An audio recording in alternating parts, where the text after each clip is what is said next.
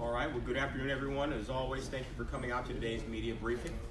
Because of today's schedule, this will be an abbreviated briefing. Immediately following, this room will be set up for our Committee of the Whole meeting that is normally held upstairs. It will begin at 5 o'clock, so we're going to try to rush this one through as fast as possible, but still take questions from the crowd. We came together about a week ago to discuss the fire at the historic Masonic Temple. Last Friday, demolition began on the temple with the goal of salvaging some parts of the structure, like the grand columns and the cornerstone. Chief Development Officer John Curley is here to provide an update on the process thus far. Mr. Curley. Thanks, Mayor. Last week, as we had discussed, we scrambled to get essentially an emergency kind of a bidding process together, kind of a combination of our emergency process and a competitive process to garner numbers. We did end up awarding a contract to Alpine Demolition Services of St. Charles for $780,000. We're going to be going through that selection process at a special council meeting this evening after Committee of the Whole, if anyone's interested in following through on that information. As the Mayor mentioned, we did choose to elect some additional costs of $30,000 to salvage the ionic columns on the west facade, the cornerstone. We believe there to be a time capsule, thank you, within the cornerstone, and we've had requests for other items to be salvaged as well. We were also able, during the process, to salvage an emblem of the Masonic Order that was on the west facade as well. And as we go through the demolition process, we're going to try and salvage what we can, but that's what we've asked the contractor to do for us as part of the contract. So I just want to kind of go through a quick timeline. I think keeping an order of time would be helpful, I think. Friday, Alpine Demolition was deployed within 18 hours of being verbally notified that they were going to be selected for the contract. This is only 3 days after our fire operation ceased on site. So within 3 days of fire releasing the scene, we had demolition crews on site trying to make the site safe. Alpine had an environmental company assisting them. They will continue to do so throughout the project. They're going to be working with the hazardous material monitoring determinations, and then you'll see on the site, if you watch, they're going to have air sampling machines on the perimeter to make sure that we can demonstrate that the neighboring community has been held safe during the project. On Friday, they removed the loose pieces of the structure to make the structure safer for over the weekend. We did have a storm, not a strong storm, but we were worried about the possibility of winds doing more damage, and they made the structure safe enough to make it through the weekend. We did also determine that the exterior wall construction of brick and concrete veneer is not asbestos containing and can be used as CCD material to backfill the site. On Monday, we did remove the one-story building on the north side of the one-story building or addition on the north side of the building. Reason for that having to come down first is the contractor wanted to make sure that was an area for anything higher in elevation when the demolition occurs to fall into the excavation instead of rolling into the streets or the neighborhood. Additionally, on Monday, the first kind of investigation, in a way, an investigation to remove the columns occurred. The contractors removed parts of the entablature above the columns. Then they tried to remove the entablature stone, the capstone, above those columns, and found that the columns were unstable when they removed that weight. So essentially, that's telling us that the weight is keeping those columns in place, and with one piece of equipment on site with a high enough reach, they do not have enough equipment on site to remove it safely.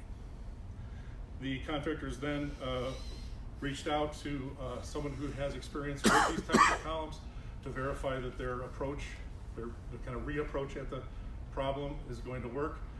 They engaged somebody from St. Louis area who's worked on column removal of this type before in a similar type of building to come up, confirm their approach. They did that this morning. They're going to have a crane in place tomorrow along with the long reach excavator. The crane will actually remove the entablature, those heavy stones above the columns, and the high reach excavator is going to remove the columns. We expect that process to take most of tomorrow, if not spill into Thursday, And then Thursday, we expect the balance of the demolition to start. There will be a period of time where we're trying to protect that cornerstone on the northwest corner of the building as well. Also today, the fencing perimeter has been changed on the northeast corner of the building. We've had one resident who's been displaced from the home until literally being notified now that they can go back into the home, with the understanding that we may have, when we get to that last structural bay of the building on the east, the closest to them, that we're going to ask them to also relocate for a short period of time when that's occurring. As I mentioned, for Wednesday, primarily we expect a column removal to take place. And then for Thursday through the next several weeks, we expect the demolition to occur. The process they're going to go through is kind of a west to east demolition process as they walk into the building from Lincoln as you head east. They're going to knock down parts of the building in kind of a stair-stepping fashion, story by story. That's the safest way to wreck a structure or demolish a structure like that, where the steel is still holding everything in place. They can take sections of steel off floor by floor in that manner. As I mentioned, the perimeter air sampling will continue throughout the process, and you may see some more activity related to hazardous materials on site. You should expect to see the personnel on site start to wear protective equipment, clothing, and then start to use a decontamination trailer. But again, it's required by federal law. It's to protect the people on site. It is not, though, and we're stressing that we're not expecting any contamination of any sort to leave the site, and we're doing the air sampling to demonstrate that that's the case. One other thing, kind of looking forward, we do expect a short power outage, which we have not yet quite determined for the 16 homes on the site. There's a ComEd line that was replaced after the fire that we now have to have pulled down in order to safely finish the demolition on the east side. That's Questions? Was there any asbestos found? You said the concrete on the outside didn't have asbestos, but was There is asbestos-containing materials inside the building. It's primarily insulation and finished materials, but not on the exterior wall. Is there lead? We would expect there to be lead paint in a building of this age, yes. Jason? What happens if the levels get too high where the air is considered too contaminated? Do they just shut down the process for the day and let the dust settle, or do they actually have to go further and try to contain it more with tarps or coverage of some kind? I mean, Well, again, we're doing everything we can to prevent that. You're going to see a very wet process. Right. If any of those samples comes back, I believe the state gets involved actually in our process on how we handle that going forward. so water will be used to kind of keep things. Yes, Okay. yeah, it'll be very wet to keep any contaminants from becoming airborne. After the council approves the contract tonight, will the city put a lien on the property to try to recover that money for the tear down? I believe our intention is to lien the property, yes. So,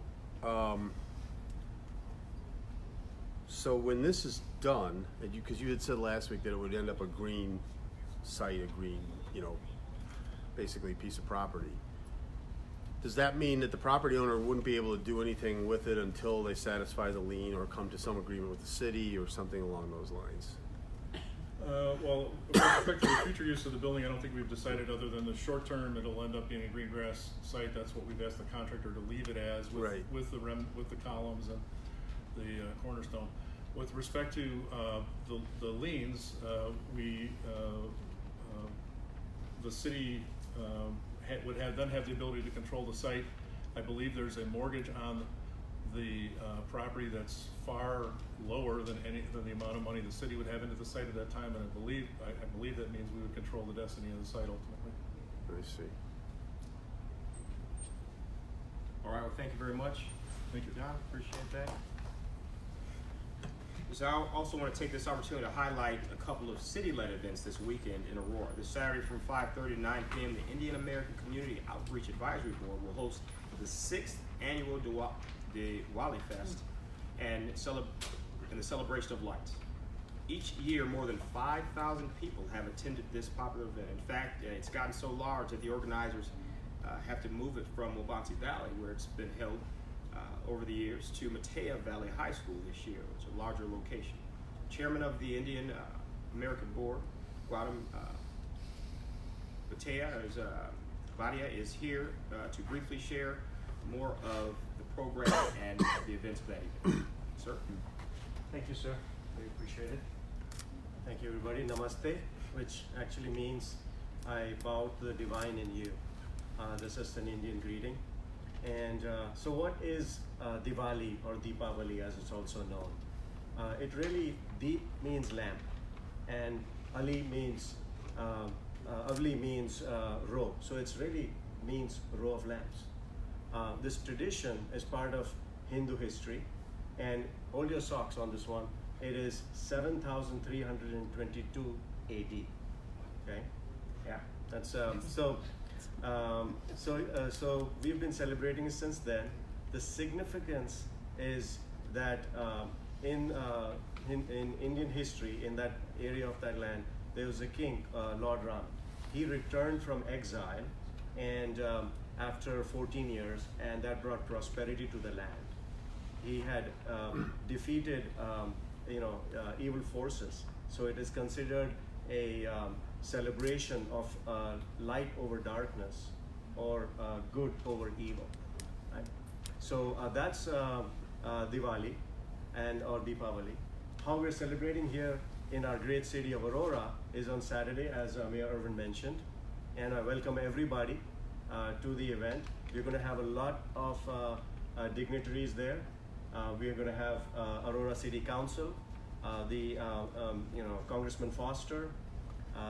We also have from Illinois an Indian American congressman, Congressman Krishnamurthy. He's going to be there, and then the other elected officials, including our school board. So it's a very popular event, and it's a celebration of family, love, food, and people dress up in clothes like these, right? So you'll get an opportunity to purchase those there. Here's one thing that we've done is, it's because of the organization with the city of Aurora that we've been able to organize something like this. And I would be remiss if I didn't mention the community services department, and especially Dee Hakala, who has worked tirelessly to make this event happen. And we are excited. We're looking forward to it, and I welcome everybody to this event Saturday, 5:30. Question? Thank you, sir. Thank you, sir. Appreciate it. If you can put a vest just like that, about medium size on hold for me, brother. You got it. All right. You got it. I like that. What's your favorite color? Black and red. EA. Just all black is fine, bro. All right. I'm always encouraged to see Aurora's diversity and the inclusion in action. I'm also encouraged when a young person brings a new idea to help the community. Such is the case for another event on Saturday. It's called the 630 Aurora Alumni Basketball Classic. It's a pro-youth, anti-violence event to help bring the community together. Darius Williams is a class of 2015 graduate of East Aurora High School who saw a need and wanted to meet that need. The class will feature former Aurora High School basketball players competing, a dunk contest, a three-point contest, DJ, food, prizes, and performances. It will be held at West Aurora High School at 3 p.m. I'll ask Darius to join me and briefly share his motivation for this event. Darius? Mayor. The reason behind this event was just to bring change to the city of Aurora. I've lost countless friends to gun violence or violence in general, so it really means a lot to me to put something together that can help bring the city of Aurora together. We need more love in the world, so I figured this would be a great idea to put something like this together. I'm a basketball fan myself, so anything that revolves around sports and bringing it together the community would definitely help bring change. Like Mayor said, there will be a dunk contest, a three-point contest. We're going to have a crowd contest for the kids and stuff like that. A couple of guys that's featured in the game will be Snoop Visor, Jawan Starks, guys from Oswego East, Matea Valley in that aspect. So if you guys are free, come on out Saturday from 3 to 6 p.m. Thank you, sir. Question? Is there a charge for admission? Yes, it's a $3 admission fee. All right, thank you, sir. All right, there's a partnership between Impact Church, the Aurora Police Department, and City's Youth Services. I'll ask Simon Rodriguez to share some of the former high school stars who will be playing. A few have been mentioned, but you can mention them. Yeah. Thank you, Mr. Mayor. Appreciate it. Again, just a quick shout out to this young man here for coming up with this idea, and we just want to be partners, and that's what we did. We brought a lot of organizations together. As mentioned, we're going to have different players: Ryan Hayden, 2008 East Aurora High School; DeMarcus Jones from West Aurora; Jamin Ross from Oswego. Oswego East has DJ Ross and Devin Flowers; Wabanzi, Stephen Strickland; and Mateo Valley, we have Ron Edwards and Sean Davis, and we have more to come, but we also just want to make sure that you guys are aware this event strictly is to raise funds to help cover the cost of different after-school activities for our youth. We've realized that one of the components that helps kids stay away from the troubles and the things that cause violence in our community is for them to be involved. So we're partnering with the Fox Valley Park District, with the Paramount School of the Arts, with SciTech Museum, and other organizations that offer these types of programs that we can help raise funds to cover the costs for these such programs. So, thank you. Sir. Thank you. All right. Now, on behalf of the city, I'd like to present this signed basketball to the team as a raffle prize or giveaway. I'll also be donating 50 signed smaller novelty basketballs to be given away to the youth at the event.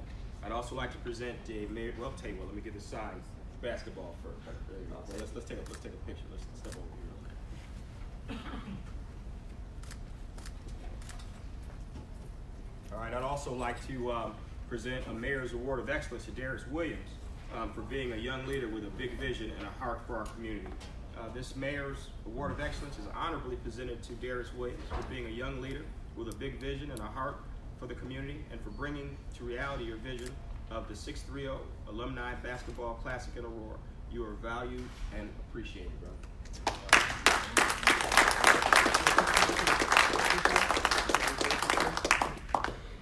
Come in, son. Come on, brother. You line behind it. Thank you. All right, any questions from the media? All right, well, that concludes our media briefing for today. We are going to get started with our committee of the whole meeting in a few minutes. So thank you guys for coming.